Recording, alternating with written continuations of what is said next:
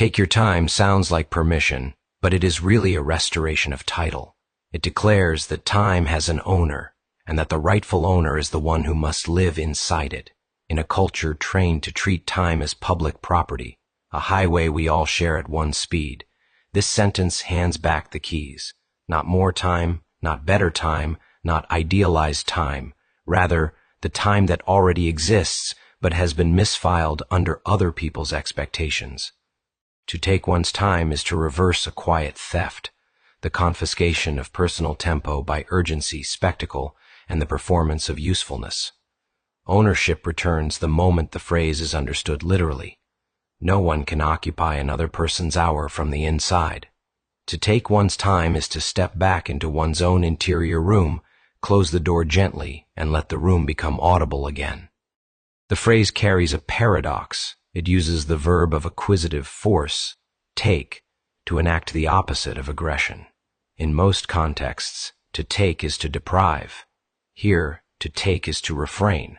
The taking in question is not seizure but selection, choosing the time that actually fits the body's breath, the mind's span, the wound's rate of knitting. The sentence reaches down into the mechanics of attention and replaces the motor. It says, do not clock your life against the loudest metronome in the room. Replace the borrowed tempo with the one that permits seeing. The paradox matters because it cleans the verb. So much human damage starts with a rough taking. Much human repair begins with a gentle one. Taking one's time is a first practice in gentle sovereignty. There are two names for time in the old lexicon, chronos and kairos. Chronos is the count, the even tick, the wall clock, the spreadsheet of hours. Kairos is the ripeness, the felt opening when a thing can be done truly. Take your time is not a renunciation of chronos. The bills still come on the first, stitches still dissolve after so many days. It is a refusal to let chronos bully kairos. The phrase defends the field where readiness forms. To take one's time is not to delay. It is to prepare the rightness that makes action clean, even when action is swift. Nothing wastes more time than acting before ripeness and then paying interest on the error. When someone says, take your time, they invest in kairos so that chronos, ironically, runs more honestly later. The sentence in full, whatever time it is when the work can be seen to take that time, turns out to be a vow of accuracy. Accuracy has a tempo. A rushed cut is not simply faster, it is categorically different. It manufactures a new problem, which will require more time to mend than the original job took to do. A careful cut is slower only at the front end. Across the whole span, it is the swifter thing because it does not multiply future obligations. The craftsman learns this in the grain, the musician in the pocket, the nurse in the line between dosage and half-life, the friend in the conversation that starts 1 hour later and therefore does not rupture. Take your time is practical advice disguised as tenderness. Its sentimentality is a mask for precision. There is also the matter of dignity. The human being is a rhythm animal before being a reasoning animal. Hearts pace thought, breath meters speech.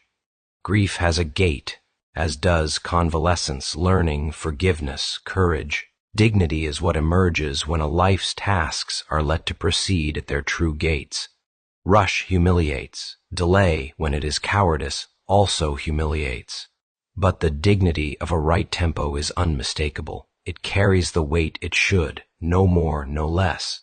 When someone says, take your time, the remark is dignifying because it recognizes that the other person's rhythm is neither ornamental nor negotiable. It is identity. One does not ask a tree to hurry its rings without deforming the wood. The phrase is not passive. Taking one's time requires skill. The skill is called stance. Stance is the art of withstanding the social crosswinds that convert other people's alarms into one's own heartbeat. It asks 3 questions in order. What is actually needed? What is truly mine to do? What is the humane pace? These questions do not oppose urgency. They oppose counterfeit urgency, urgency that is broadcast from habit, fear, or spectacle. A fireman does not take his time out of languor. He takes the precise time to clear the airway, fit the mask, check the line, because the body inside the smoke is on the line. That precision is stance, refusal of fuzzed speed in favor of exact speed. The same applies to writing a letter that must not wound, to setting a bone, to ending a relationship without cruelty, to beginning one without pretense. Investigate sits at the heart of the invitation. Investigation is patient looking under. It is neither stalling nor gawking.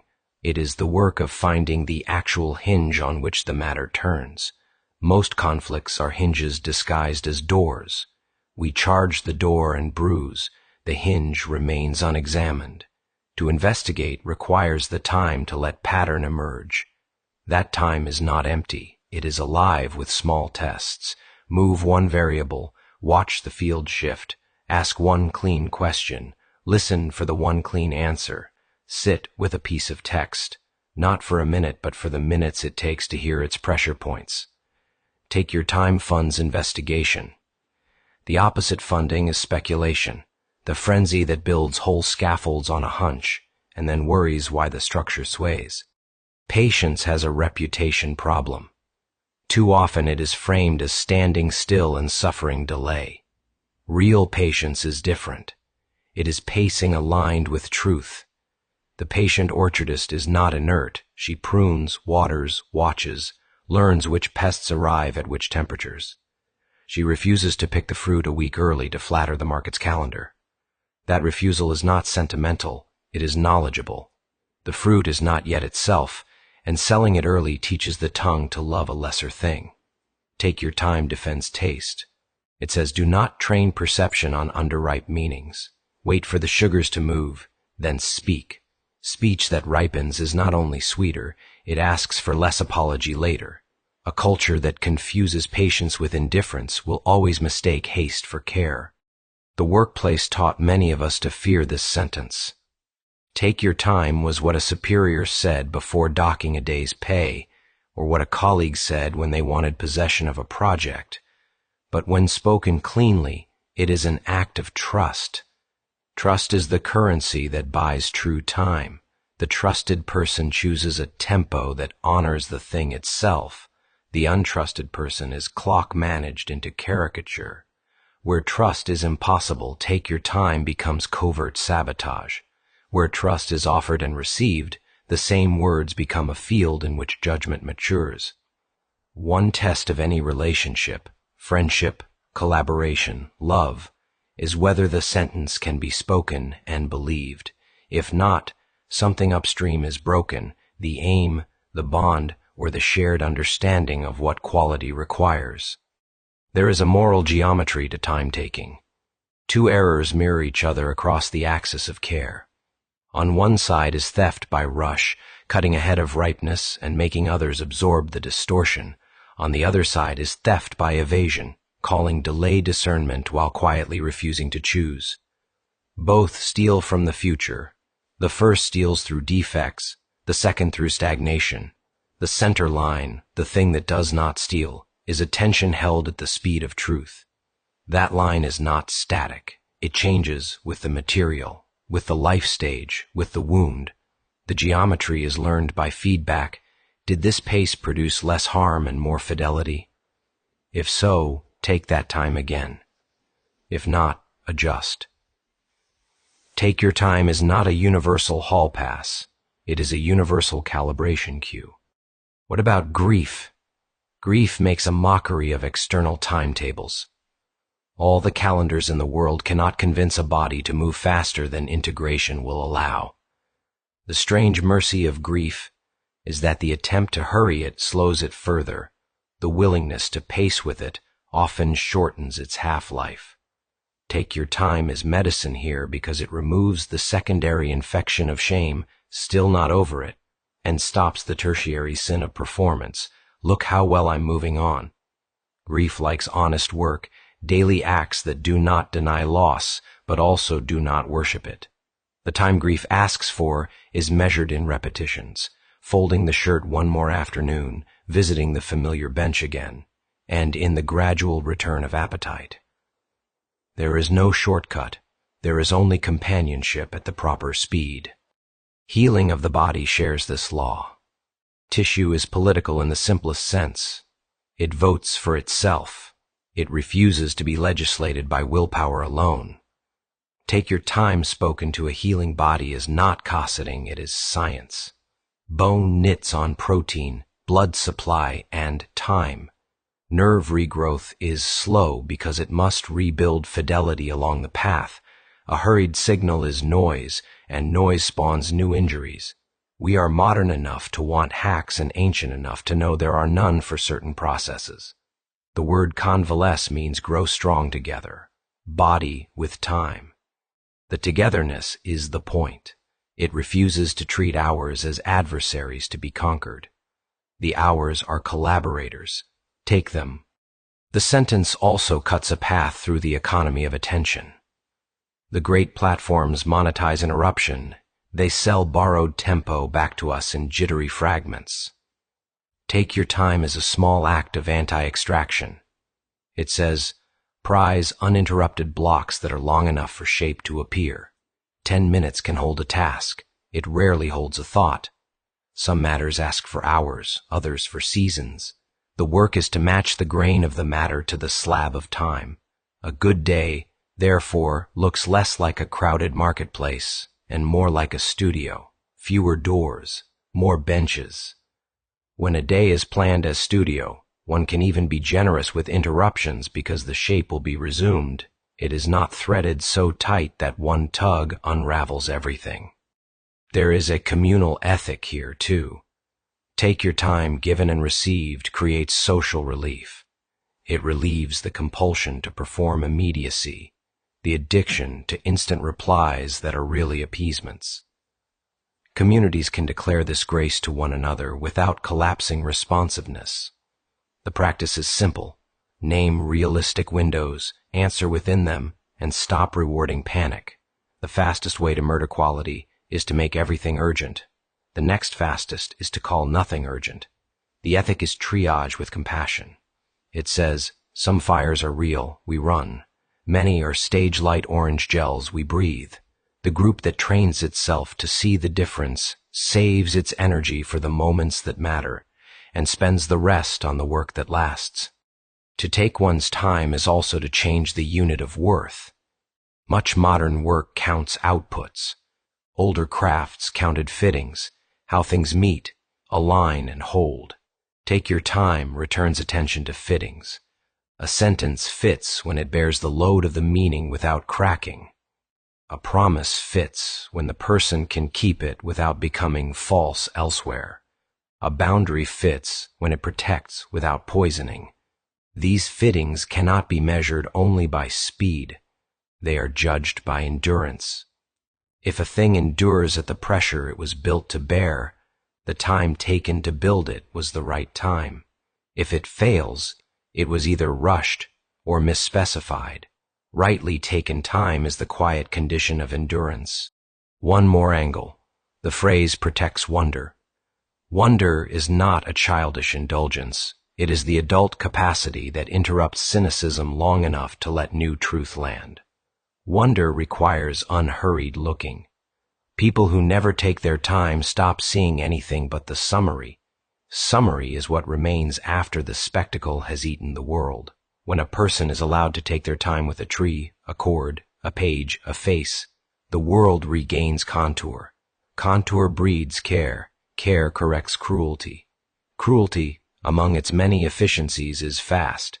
It does not tarry to learn what a thing is before cutting it to fit a program. Wonder stalls the blade, not by melodrama, but by fidelity to detail. Take your time funds fidelity. But what if the phrase is abused? It can be. It can become a velvet curtain for indecision, avoidance, or fear of exposure. The test is simple. Is the time taken accompanied by movement inside the taking? If the hours are being used to see more truly, to build more truly, to heal more truly, then they are being taken well. If the hours are being used to dodge the hinge, then take your time has been counterfeited. The correction is not shaming, it is re-aiming. Name the hinge. Decide what observation or action would actually move it. Take that time, not the vague time that comforts without changing. The phrase is not a hospice for avoidance. It is a workshop for integrity. There is a sentence inside the sentence. Take the time that is yours. Not the time that belonged to a version of the self that no longer exists. Not the time that would impress an imagined audience. The time that fits today's body, today's questions, today's constraints. This attention to the present self is not self-indulgence, it is honest logistics. The person who matches time to current reality produces work that is both kinder and more exact. Kindness without exactness is mush. Exactness without kindness is a blade. The marriage requires tempo. The tempo is discovered by listening beneath the noise to the drum we were given at birth, then tuned by experience and pain. Take your time is the permission to listen to that drum without apology. The beautiful twist of the phrase is its generosity. At first glance, it sounds like an instruction to an individual. But every time someone truly takes their time, everyone else inherits a clearer world. Fewer emergencies that were really failures of planning, fewer apologies that were really failures of courage, fewer artifacts that look fine until touched and then splinter. The shared air improves when individual tempos are honored. The city is quieter, the team is saner, the household is kinder. Nothing utopian is required, just small acts of accurate pacing compounded over weeks. Take your time is modest as a sentence and massive as a cultural technology. So the invitation stands, and it is practical. Choose the smallest next act that would be honest at a human pace. Make the call when the call will be clean. Send the note when the note will not be an alibi. Rest the back long enough that walking tomorrow is possible. Read the page until it changes the thinking rather than merely brushing the eyes. If a thing is urgent, let it be urgent for the right reason. Then take the time to do it well at speed. If a thing is important, grant it the thick time that importance asks for. The phrase returns the hours to their rightful owner. It says, without flourish, the time that is yours is not a luxury item. It is the native instrument of a life that means what it says. Take it.